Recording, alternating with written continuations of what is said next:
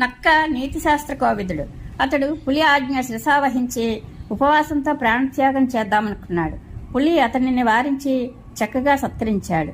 అప్పుడు స్నేహవశాన అతని మనసు వికలం అయింది. యజమాని అవస్థను చూసి నక్కకు కూడా కంఠం రుద్ధమైంది.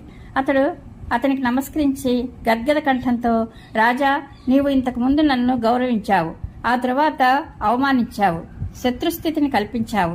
ఇక నేను నీ వద్ద ఉండతగను. పదవి నుండి తొలగింపబడినవాడు, గౌరవస్థానం నుండి దిగజార్చబడినవాడు, సర్వస్వం అపహరింపబడినవాడు, దుర్బలుడు, లోభి, క్రోధి, పిరికివాడు, మోసగింపబడినవాడు, ధనం దొంగిలింపబడినవాడు, బాధింపబడినవాడు, ఇటువంటి సేవకులు శత్రువుల పనులను నెరవేరుస్తారు. మీరు పరీక్షించి యోగ్యుడనని తలచి నాకు మంత్రి పదవిని ఇచ్చారు. ఆపై మీరు చేసిన వాగ్దానానికి భంగం కలిగించి నన్ను అవమానించారు. ఇటువంటి దశలో మీకు ఇప్పుడు నా మీద విశ్వాసం లేక